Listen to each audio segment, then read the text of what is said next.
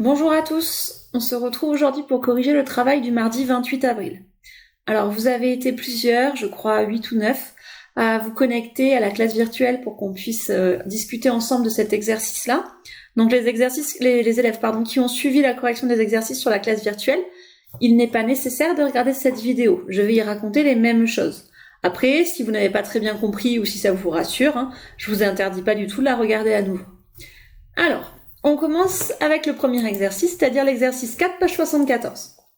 Donc dans l'exercice 4, page 74, la consigne est, dans chacun des cas ci-dessous, donner en écriture fractionnaire les abscisses des points A, B, C et D. Alors, l'abscisse, je vous rappelle, c'est le nombre où est situé le point. Donc on va commencer avec le premier point, c'est-à-dire le point A. Il est situé ici.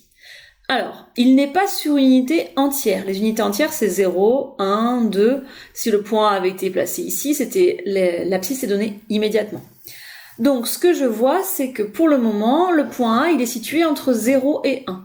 Donc, si j'étais en écriture décimale, j'aurais écrit sous la forme 0, quelque chose. Mais là, la consigne est différente. La consigne, c'est en écriture fractionnaire. Ça veut donc dire que j'attends une fraction. La fraction, la première chose qu'il faut se demander, c'est quel est le dénominateur. Le dénominateur, je vous rappelle, c'est le nombre qui est situé en bas, et c'est le nombre de parts au total que j'ai. Alors, le nombre de parts au total, attention, je ne vais pas compter toutes les parts de ma droite, ça n'aurait pas de sens. C'est le nombre de parts par unité, c'est-à-dire entre 0 et 1, combien est-ce que j'ai de parts? Eh bien, ça s'appellera plutôt des graduations, j'ai 1, 2, 3, 4, 5 graduations. Donc, la fraction aura pour dénominateur 5. Ce seront des cinquièmes. Eh bien, le point A est situé à la première graduation, donc l'abscisse du point A est 1 cinquième. J'écris la lettre A et entre parenthèses la fraction. Cette expression-là, ça se lit, c'est une expression mathématique, ça se lit. L'abscisse du point A est 1 cinquième. D'accord? Vous devez obligatoirement marquer des parenthèses. Vous n'avez pas le droit d'écrire un égal, ça n'aurait pas de sens. L'abscisse du point B maintenant, eh bien ce sont toujours des cinquièmes, sauf que là je dépasse l'unité, donc je sais que ça va être plus que 5 cinquièmes, parce que une unité c'est 5 cinquièmes. Donc ça veut dire que B, son abscisse, si je recompte depuis 0, ça fait 1, 2, 3, 4, 5, 6, 7, donc c'est 7 cinquièmes, ou tout simplement, si j'ai compris, un gâteau entier, ça veut dire que j'ai mangé 5 parts sur 5, donc ça c'est 5 cinquièmes, 6 cinquièmes, 7 cinquièmes. Ça va plus vite de compter comme ça. Et donc l'abscisse du point B est 7 cinquièmes. Pour l'abscisse du point C, je peux partir de B que je connais. Si ça c'est 7, ça c'est 8 et ça c'est 9 cinquièmes. Donc c'est 9 cinquièmes. Ou sinon je peux me dire, tiens, c'est la graduation juste avant 2. 2, c'est 2 fois... J'ai 2 fois des cinquièmes. Donc 2 fois 5, 10. Ça c'est 10 cinquièmes. Donc juste avant, c'est 9 cinquièmes. Et pour l'abscisse du point D, ça c'est 10 cinquièmes. On l'a dit 2 parce que 2 fois 5, 10. Donc 11 cinquièmes, 12 cinquièmes. Ou sinon, je recompte depuis 0, mais c'est une perte de temps. Vous aviez ensuite à faire la B, la droite B. Donc c'était encore, si vous comptez bien, c'était encore des cinquièmes. Parce que de 0 à 1, j'ai 1, 2, 3, 4, 5 parts. Donc c'était bien des cinquièmes. Ici, juste avant 1, c'est-à-dire 1, c'est 5 cinquièmes. Juste avant 1, c'est 4 cinquièmes. 1, c'est 5 cinquièmes, donc 6 cinquièmes, 7 cinquièmes. 8 cinquièmes. On passe directement à 2 qui est 2 fois 5, 10 cinquièmes, 11 cinquièmes, 12 cinquièmes. Et c'est pour ça que l'abscisse du point A était 4 cinquièmes, l'abscisse du point B est 7 cinquièmes, l'abscisse du point C c'est 8 cinquièmes, et l'abscisse du point D c'est 12 cinquièmes. Pensez s'il vous plaît à écrire les corrections dans vos cahiers d'exercice. On passe à l'exercice suivant, c'est-à-dire l'exercice 10. L'exercice 10, page 75, la consigne était reproduire la demi-droite graduée ci-dessous et y placer les nombres suivants. 2 sixièmes, 5 tiers, 7 sixièmes et 3 demi. Et ensuite, en question 2, il fallait classer ces fractions dans l'ordre croissant. Je vous rappelle que moi, dans le cahier de texte, je vous ai dit, surtout, vous ne faites pas la droite qui est donnée pour le moment, parce que la droite qui est donnée ne convient pas. Et je vous avais expliqué que la droite donnée était partagée et graduée en cinquièmes. Sauf que moi, pour le moment, regardez les nombres que j'ai. Est-ce que j'ai des cinquièmes? Pas du tout. J'ai des sixièmes, des tiers et des demi.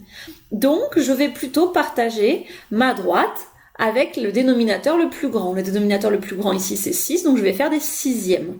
Donc, je trace ma droite, je place la première graduation qui est l'origine qui a pour abscisse 0.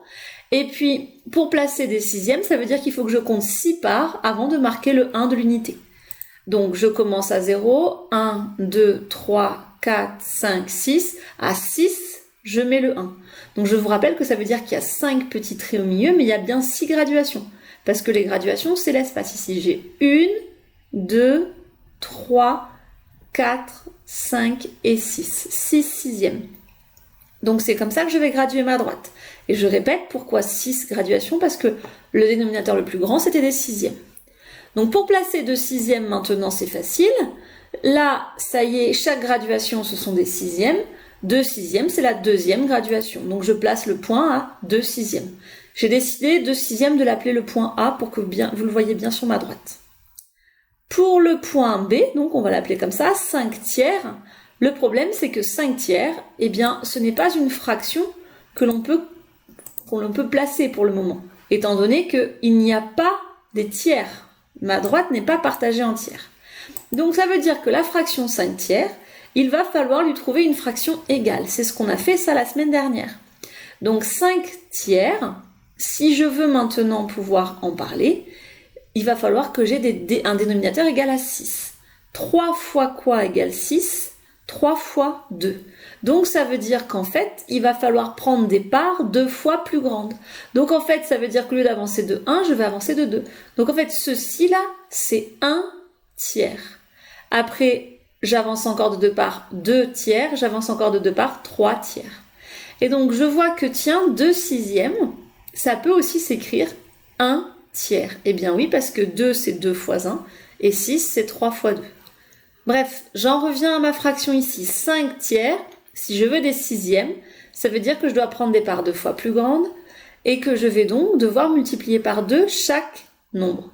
5 fois 2, ça fait 10. 3 fois 2, ça fait 6. Je suis obligée de multiplier par le même nombre en haut et en bas.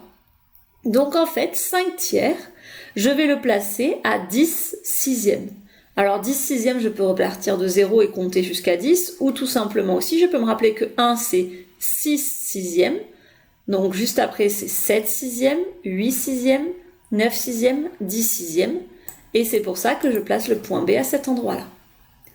Pour le point C, l'abscisse est 7 sixièmes. Ouf, c'est facile, j'ai déjà des sixièmes, il suffit de compter la 7e graduation, je place le point C. J'ai pas besoin de recompter jusqu'à 0 parce que je me rappelle que 1 c'est 6 sixièmes. Pour le point D, je vais avoir le même souci que tout à l'heure. Ma fraction c'est 3 demi. Or moi j'ai des sixièmes. Alors essayons de réfléchir. Demi ça veut dire qu'on partage en deux. Donc si je partage en deux entre 0 et 1, la moitié on va être ici. Et ça veut dire, regardez, qu'on avance de 3 parts à chaque fois. Et on aurait pu s'en douter ça parce que 2, si je veux le transformer en 6, c'est 2 fois quoi qui est égal à 6? C'est 2 fois 3. Donc, je vais devoir multiplier par 3 le numérateur et le dénominateur, et ça va faire 9 sixièmes.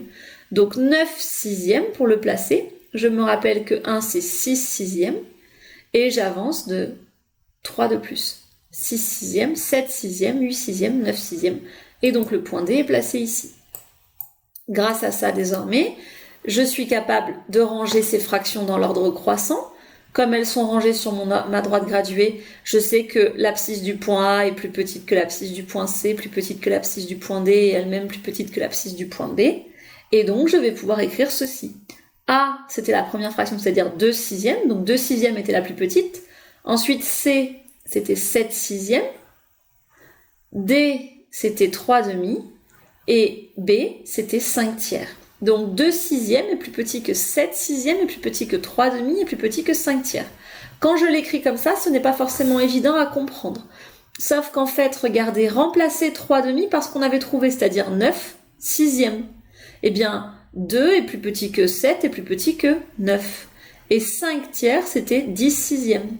Donc là, cette fois-ci, j'aurais bien réussi à arranger mes fractions dans l'ordre croissant. 2 sixièmes est plus petit que 7 sixièmes, est plus petit que 9 sixièmes, est plus petit que 10 sixièmes. Donc, pour pouvoir comparer des fractions, vous devez absolument avoir le même dénominateur. J'espère que cela vous semble un petit peu plus clair maintenant. Mon objectif là pour le travail de la fin de la semaine, c'est de continuer à travailler sur les fractions et les droites graduées. Donc vous allez avoir des nouveaux exercices où il faut placer sur les droites graduées et essayer de réfléchir de plus en plus avec des fractions égales.